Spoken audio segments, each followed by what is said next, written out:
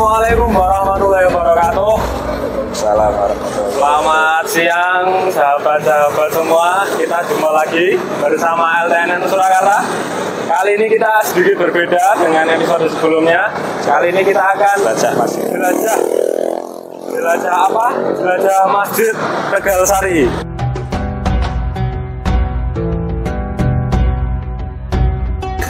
Ini saya seperti bernostalgia. Kalau saya pernah ya hampir 7 tahunan lah ya, buat 8 tahun di sini Mengabdi.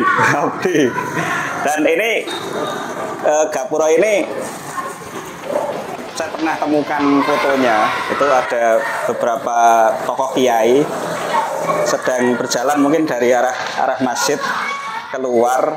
Ada Mbah Kaji Adnan, kemudian Mbah Tafsir Anom, Mbah Safawi, dan mungkin kiai-kiai sesepuh Tegal Sari waktu itu. Kalau tidak salah fotonya itu semacam apa ya, dia peninjauan pembangunan masjid itu, proses pembangunan masjid. Mungkin kita lihat dulu ya masjidnya.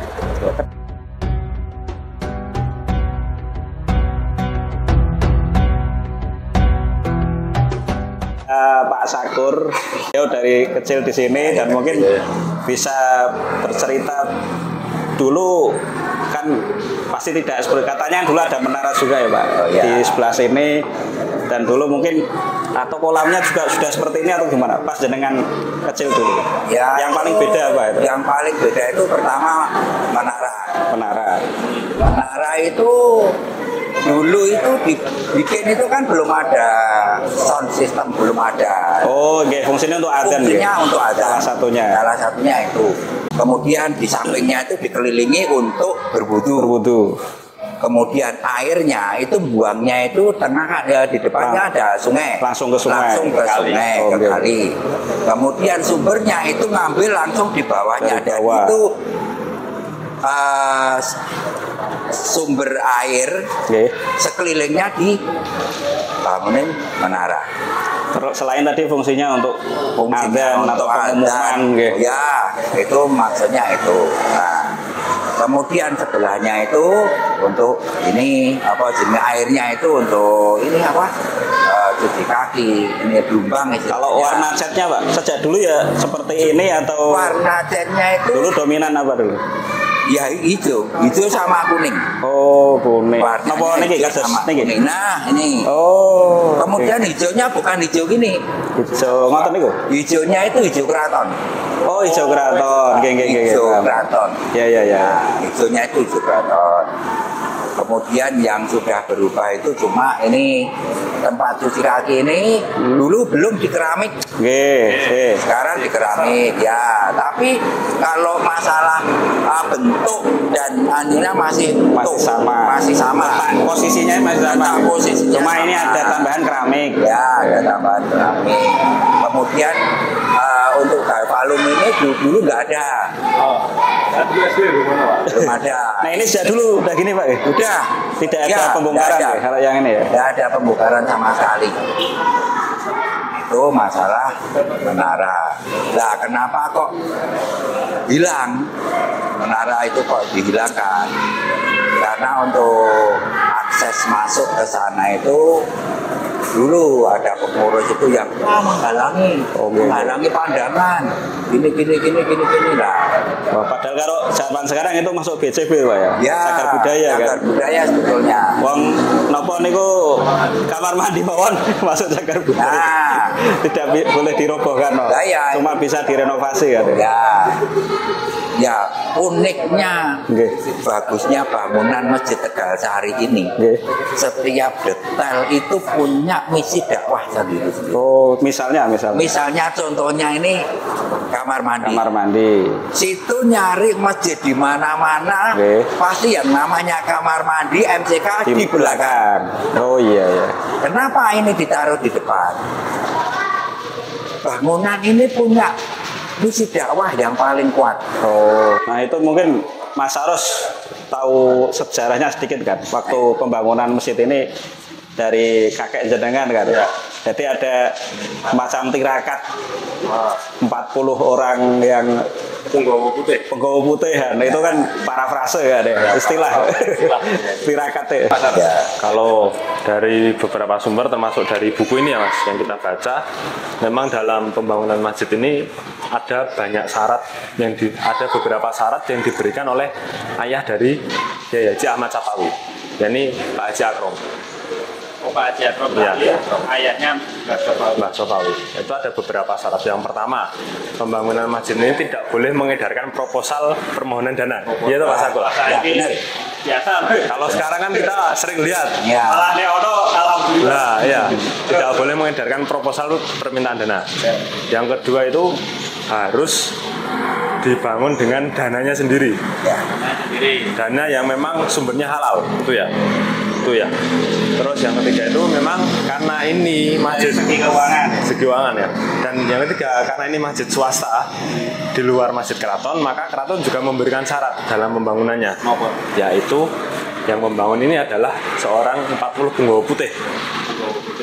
Jadi dia harus berkuasa mutih nggih. Laku tirakatnya puasa mutih. Yang saya dengar seperti itu Pak Sakur. Kalau jenengan mungkin ada versi lain yang penggawa putih ini Bu. Karena banyak versi ini penggawa putih. Itu penggawa putih. Itu kalau zaman sekarang itu maaf ya non sawu, itu ini yang berdomisili di situ. Sekarang gini, dari awal syarat mendirikan untuk bikin masjid itu harus bisa menampung sholat Jumat berapa? 40 minimal. Nah, itulah. Lah, 40 yang dinamakan 40 itu penggawa putih. Itu yang berdomisili yang tetap mukim di sekelilingnya masjid yang mau dibangun itu 40.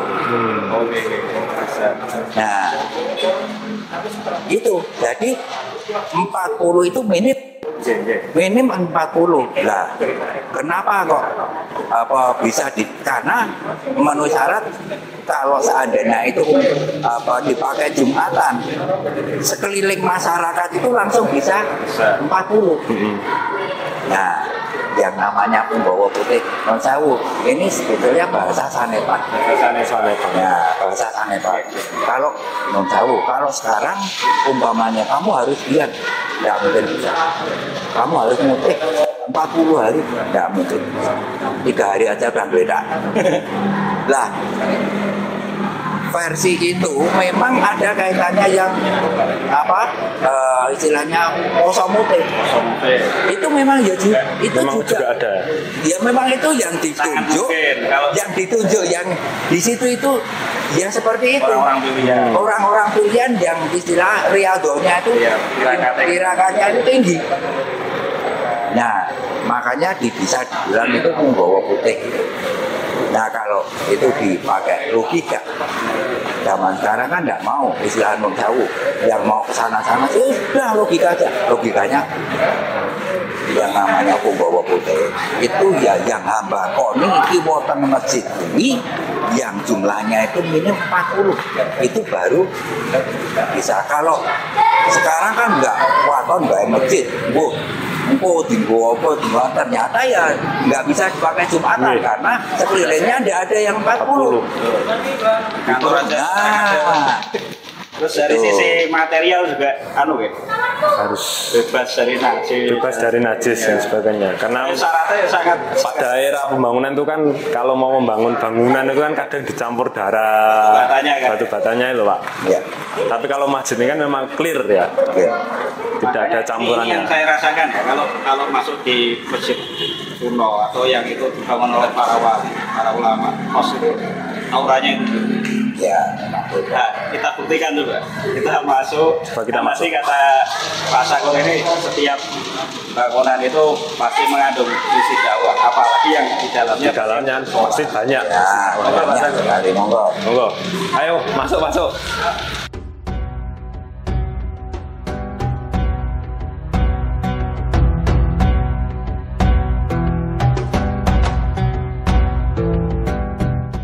Nah, Dipoles tahun berapa? dipoles baru kemarin 2019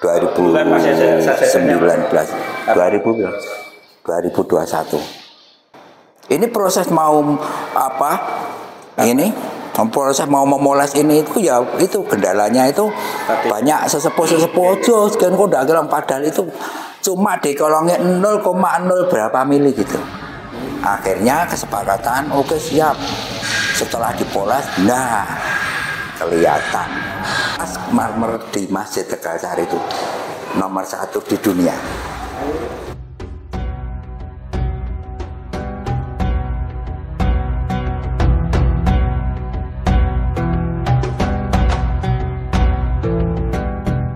Di Masjid Tegalsari itu betul-betul beduk dari Alas Ngawi ke sini. Jadi tidak potolan dari sana, tidak tukar menukar dari sana, enggak.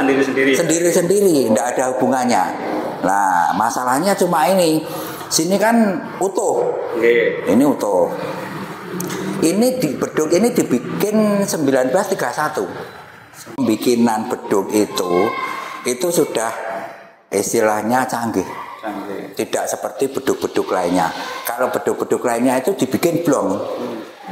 Blong pokoknya lubang besar gitu ya. Kalau ini enggak. Kalau ini bentuknya itu seperti situ tahu permen. Nah, itu miring, dalamnya gini. Itu dipukul enggak mungkin suaranya amjar pecah enggak, kempel. Ya. Tekniknya pemukulan pun lain.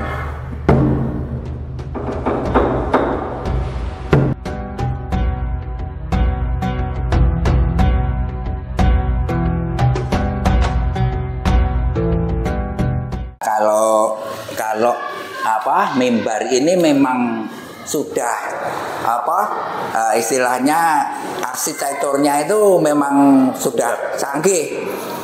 Ini kenapa dibikin gini? Itu biar tidak memutus soft. Nah, satu alasannya itu biar tidak memutus soft untuk sholat jamaah. Jadi kalau sebelum apa khotib naik itu begini ditarik. Nah, ini ada tulisannya.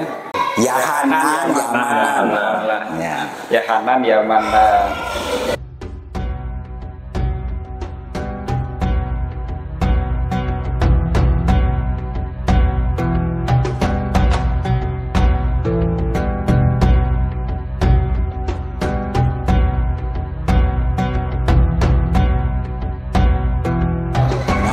Ini tidak meninggalkan sejarah.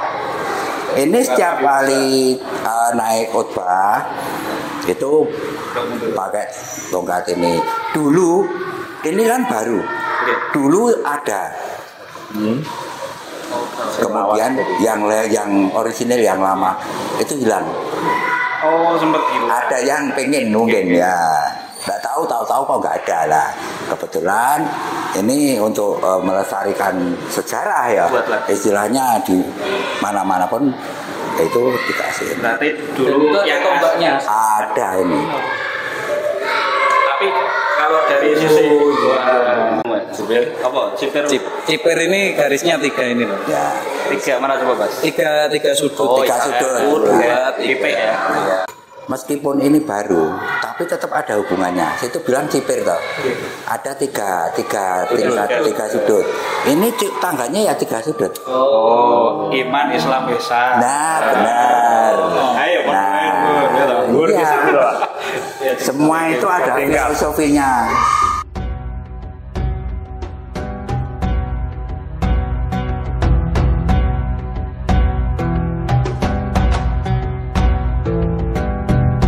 Untuk jam pencet istiwa ini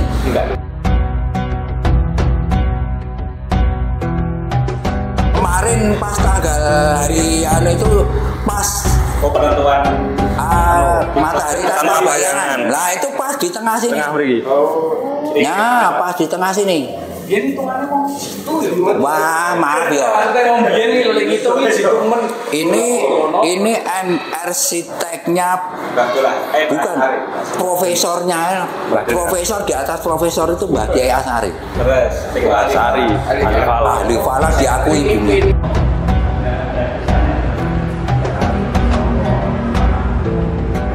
Teman-teman dimanapun berada, tadi kita sudah sholat asar ya, beri dulu sholat asar berjamaah di Masjid Tegal Sari.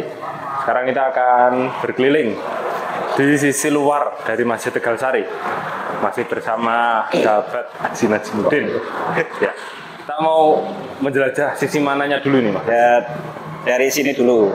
Saya pernah punya koleksi foto dokumen lah ya dari Yayasan Tegal Sari juga. Itu ada foto anak-anak sekolah ya sama gurunya itu di sini. Terus di sini ada papan tulisnya. Nanti ilustrasinya saya berikan fotonya. Terus sekitar tahun 30 berapa itu lah. Tapi tulisannya bukan Takmirul Islam atau Takmirul Masjid ya. Tapi Asasut Takmir. Asasut Takmir.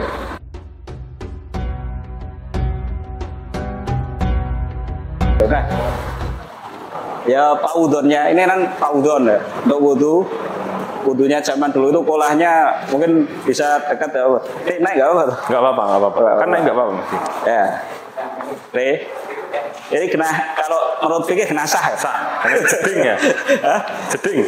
Paudon ya, kolah paudon bisa nyebutnya. Ini bahkan 2 kolah beneran ini. Maksudnya 2 kolah gitu. Bukan ukurannya tapi memang kolahnya 2 kolah lah ya. Kemudian di sisi sana ada beberapa prasasti ya. Sofrul Asasi Dzulhijjah 1346 46 ini 1928 tahun Masehinya ya, Mei 30. Jadi semacam pertama mendirikan asas itu kan fondasi. Fondasi ya, benar ya. Itu membangun fondasi. Fondasi benar kan. Asas itu kan fondasi. Jadi sebelum bangun terjadi semua kan pasti bangun fondasi dulu ya. Bangunan. Itu 30 Mei 1928. 10 Dzulhijjah. 10 ini 10 ya, Dzulhijjah 1346. Lalu yang geser sini, Wadul Hajar ini peletakan batu pertamanya. Sama tahunnya, 1346. Tapi 21 Dzulhijjah. Selisih 11 hari. Ya, oke. Lalu geser lagi ke sini. Terus di barat. Ini pembentukan takmir. Ini atau rencana. Oh, perencanaan takmir. Ada pengurus lah ya. 23 itu pada 23 Ramadan 1346. Masih 6. Terus ini setelah ada panitia berdiri At-Tandif. apa? Mulai pembangunan. Mulai pembangunan ya pada 3 Dzulqa'dah 1346. Terus tadi yang di sana Dzulhijjah mulai fondasi dan kemudian peletakan batu pertama.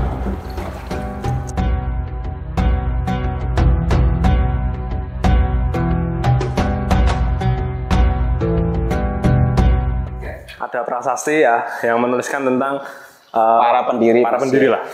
Jadi kalau kita baca dari atas ya, engkang ngrembak saha mbakoni yasan punika setunggal Mas Kaji Sapawi, Kaji Umar, Mas Kaji Asngari, Mas Kaji Johar, Mas Kaji Ahmad Ali Ngimron Jayadi. Terus yang nomor 8 Mas Son Haji 9 Mudakir Komari Sapingi Son Haji Marjuki Mustawi. Terus yang tulisan bawah itu sarta kabantu ing para saderek kathah masang saka guru ing dinten Ahad 13 Jumadil Awal 1849 Hijriyah 1347 28 Oktober 1928.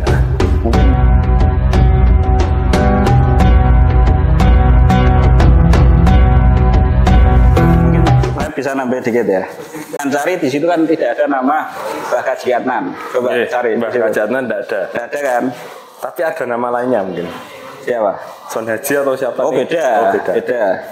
Nah, kenapa kok kemudian Prasasti ini padahal beliau yang Ketua pembangunan. terus pokoknya sing ngabehi ya.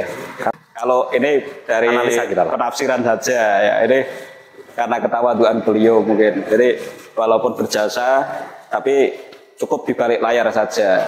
Namanya tidak perlu disebut. Justru ring poro-poro ini yang kemudian beliau tampilkan. Kemudian yang kedua saya ingin menyorotnya dari sisi karena kita LTN ya. Dari sisi NU itu ada beberapa nama-nama yang juga menjadi pengurus NU di tahun-tahun itu ya, tahun-tahun 30-an lah ya. Kalau saya cocokkan ya, Iya. Pengurus NU Solo di tahun 38 itu ada wakil roisnya, wakil rois Suriah Kiai Haji Ahmad Asy'ari. Kemudian ada nama di situ siapa tadi, Ali Imron ada nggak? Ada. Kemudian Son Haji juga ada. Nah ini berarti membuktikan bahwa tokoh di Tegalsari itu juga sangat erat kaitannya dengan tokoh-tokoh NU Surakarta di masa lalu. Dan mungkin ya beragam saat itu ada SI, ada Muhammadiyah, tapi salah satunya di sini yang mewarnai adalah dari Nahdlatul Ulama. Yang tadi saya sebutkan ada Pak Asy'ari, kemudian Pak Son Haji dan Pak Ali Imron.